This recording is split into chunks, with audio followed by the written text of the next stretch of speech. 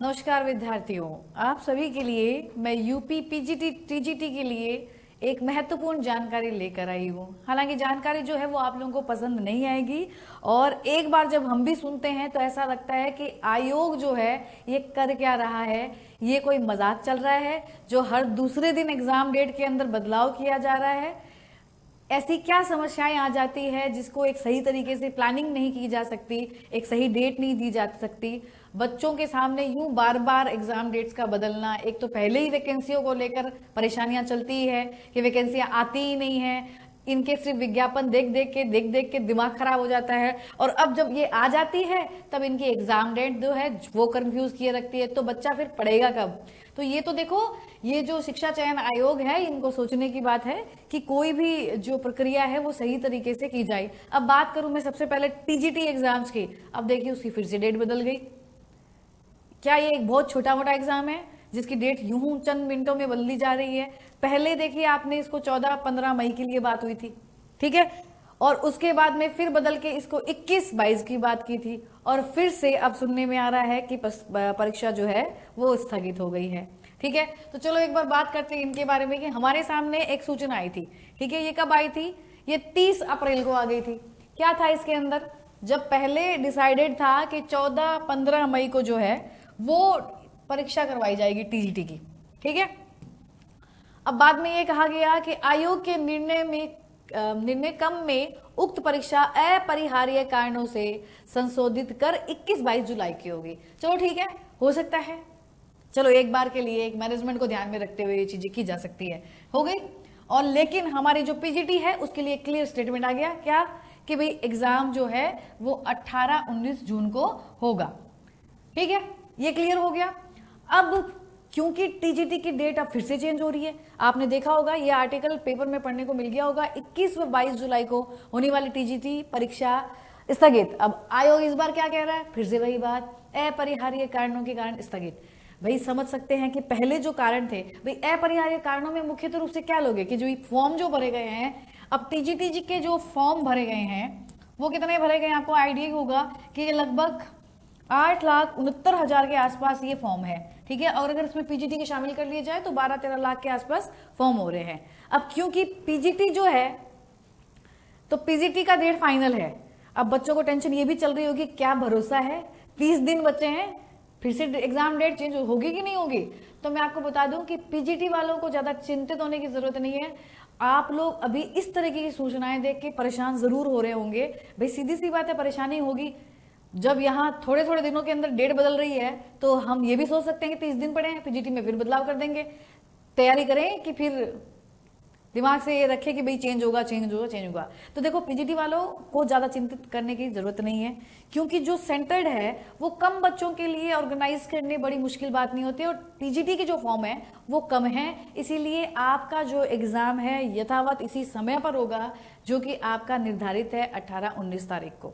ठीक है, तो पीजीटी वालों के लिए कोई बदलाव नहीं होगा, निश्चिंत रहे, उसकी जो तैयारियां हैं वो करी जा चुकी है। अब पीजीटी वालों में समस्या ये आ रही है कि कैंडिडेट बहुत है।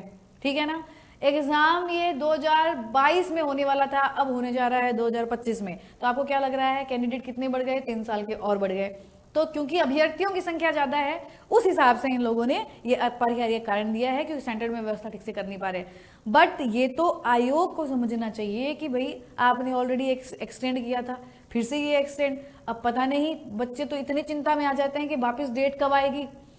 तो मैं आपको बता दूं टीजीटी के लिए भी कि विद्यार्थियों देखो, डेफिनेटली कि भाई व्यवस्था में कमी है, दैट इज द रीजन कि बार बार डेट चेंज किए जा रहे हैं। ठीक है, लेकिन ये निश्चित रहिए एग्जाम को कोई बहुत डिले नहीं किया जाएगा, बहुत जल्द ही आपको नया नोटिस मिलेगा। और टीजीटी एग्जाम भी जैसे पीजीटी करवाया जा रहा है वैसे ही उस एग्जाम को सरकार जितनी भी होगी जल्द से जल्द जो आयोग है उसको पूरा कराने की कोशिश करेगा। बाकी आप लोग जो पीजीटी वाले विद्यार्थी हों, क्योंकि अभी देखो टीजीटी वालों को टाइम है, लेकिन मैं आपको बता दूं जो पीजीटी के कैंडिडेट हैं उनको कहीं से भी, ठीक है ना, परेशान नहीं होना है। एक तो ऐसे ही इतने मुश्किल से ये मौका हमें मिला है, ठीक है, तो आप लोग बिल्कुल भी परेशान मत होइए, ये डेट चेंज होगी या नहीं होगी, बिल्कुल भी नहीं है। और टीजीटी वालों को भी मैं यही बात कहूंगी कि देखो विद्यार्थियों, आप लोग अपनी तैयारी कीजिए, अब ये ज्यादा डिलेड में नहीं जाने वाला है। जैसे देखो 14-15 मई बदली और क्या किया, 21-22 जुलाई किया, तो अब भी बदलाव उतनी होगी जितने भी ये लोग व्यवस्थाएं कंप्लीट कर लें। ठीक है, बहुत भयंकर मिसमैनेजमेंट के कारण ऐसा होता है। और अब जो डेट आएगी वो फाइनली आएगी और जल्द आएगी, तो आप लोग मत उलझिए डेट वगैरह में, आप लोग अपनी तैयारी कीजिए। और पीजीटी वाले, अगर आपको कोई डर है या भ्रम है कि भाई डेट चेंज होगी, कुछ नहीं होने वाला ऐसा आप लोगों का। आपका एग्जाम निश्चित है, क्योंकि आपके कैंडिडेट की व्यवस्था करनी आसान है, तो वो आराम से हो जाएगी। ठीक है, आप लोगों के सामने जो है सिर्फ लगभग 30 दिन मान लूं मैं, क्योंकि आज 16-17 तारीख तो होने जा रही है। ठीक है, डेट की अगर मैं बात करूं कि भी 16, अब ये यहां से 18 और 19, कितनी बताऊं मैं आपको, सिर्फ 32 दिन समझ लो, 30 दिन से 32 दिन, इतना ही समय बचा है आप लोगों के पास में। अब 30 दिनों के अंदर आप लोगों को करनी है बेहतरीन तैयारी। ठीक है, तो अंतिम दिनों की रणनीति क्या होनी चाहिए आप लोगों के लिए? सबसे पहली बात, जो भ्रामक सूचनाएं हैं, ठीक है ना, आप लोगों को पता है ना हमारा मीडिया क्या करता है। हमारे मीडिया का काम है अलग अलग सही बातें तो आती है, साथ में फेक न्यूज इतनी आती है जिसका हिसाब नहीं है। वो चाहे कभी भी ले लो आप, चुनाव होता है तब देख लो आप, अभी ऑपरेशन सिंदूर चल रहा है उसको लेकर भी कितनी तो फेक न्यूज आप लोग पढ़ते हो। फेक न्यूज का बहुत चलता है, ऐसे ही आपके एग्जाम में भी यही हो रहा है। तो आप लोग यूट्यूब में इसमें उलझिए मत, कोई भी महत्वपूर्ण जानकारी होगी आपको अपने इस चैनल के माध्यम से बता दिया जाएगा। पीजीटी के लिए मैं आप लोगों को कह रही हूँ, निश्चिंत होकर तैयारी करो, 30 दिन की रणनीति बनाओ। रणनीति में आप लोगों को क्या करना है, देखिए लास्ट के जो समय है ना, आपने कितने महीने तैयारी की, कितने साल तैयारी की, ये मायने नहीं रखता। मायने रखता है आपके आखिरी 1 महीना। यही क्योंकि आपको पता है ना कि जो हम पढ़ते हैं वो धीरे धीरे दिमाग से गायब भी होता है। लास्ट में तो वह याद वही रहेगा जो आपने लास्ट में याद किया। आपको पता है मेमोरी भी धीरे धीरे चली जाती है, आप भूलते रहते हो चीजों की, तो स्वाभाविक बात है। लेकिन लास्ट के 1 महीने में जो आप पढ़ेंगे, जो आप तैयारी करेंगे, वही आपके सिलेक्शन का क्या बनेगी, आधार बनेगी। ठीक है, तो अब क्या करना है, फर्स्ट ऑफ ऑल जिस चीज से बचना है वो मैं आपको बात बताती हूँ। आप लोगों को अब जो अन्य सोर्स है, बच्चा इस समय पैनिक होता है, उसको लगता है ये भी पढ़ लूं, ये भी पढ़ लूं, ये भी पढ़ लूं, मैंने तो इतना पढ़ रखा है। ठीक है, ये गलती कभी भी मत करना। आपने अपना जो सोर्स पहले डिसाइड किया था उसी सोर्स के साथ आगे बढ़ना। उसका जितनी बार रिवीजन करोगे ना, उनका सिलेक्शन होता है। आपको पता है कि अगर आप किसी एग्जाम की तैयारी कर रहे हो, तो मैं आपको सिंपल सी बात बताती हूँ, अगर आप एक उसकी अच्छी सी गाइड भी ले आओगे ना, अच्छी, कि हाँ भाई ये ऑथेंटिक और बढ़िया गाइड है, उस गाइड को भी अगर आप पढ़ लोगे ना, एक व्यक्ति ने एक गाइड ली और एक व्यक्ति है कि 50 सोर्स से पढ़ रहा है, सिलेक्शन उस एक व्यक्ति का होगा जिसने उस एक किताब को 50 बार पढ़ा है, ना कि 50 किताबों को उसने एक एक बार पढ़ा है। तो दिमाग में रखिए, हमें कोई नए सोर्स नहीं लेने, हमें रिपीट करना है, रिवीजन करना है। जितना आप रिवीजन करेंगे, आप मान के चलिए आपके सिलेक्शन के जो चांसेस है वो ज्यादा रहेंगे। ठीक है, तो रिपीटेशन पे ध्यान दो, ना कि नए सोर्सेज के ऊपर आप लोग ध्यान दें। ठीक है, अब टाइम लिमिट को बहुत सही तरीके से यूज करो। ऐसा नहीं कि दिन में पूरे दिन यूट्यूब पे निकल रहा है, हमारा पर्सनल स्टडी का टाइम नहीं मिल रहा है। एक समय सारणी आपकी दीवार पे लगी हुई होनी चाहिए, उसमें फिक्स होना चाहिए, आवर्स फिक्स होने चाहिए, किस समय क्या काम करना चाहिए, कौन से सब्जेक्ट पढ़ने हैं। रिवीजन पे डालो, और कम से कम आप ट्वाइस रिवीजन कीजिए, 2 बार रिवीजन आपका हो जाना चाहिए इन 30 दिनों के। और नया कुछ है ना, तो दिमाग को थोड़ा सा कंट्रोल कर लो। यहाँ पे क्या होता है कि एक तो यूट्यूब में जब हम पढ़ते हैं ना, तो कहीं से भी कुछ तो नया आ जाता है।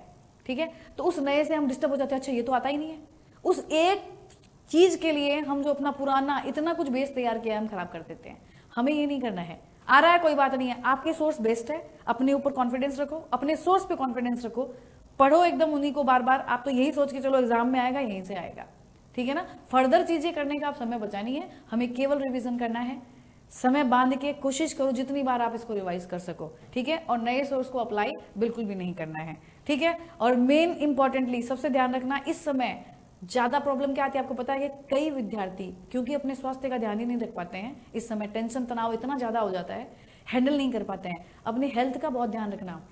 बहुत सारे बच्चे इसीलिए पिछड़ जाते हैं कि वो पढ़ने में, उस एक होता है ना कि सफलता पाने की जो ललक इतनी होती है कि वो भूल ही जाते हैं कि बॉडी का भी एक सिस्टम है।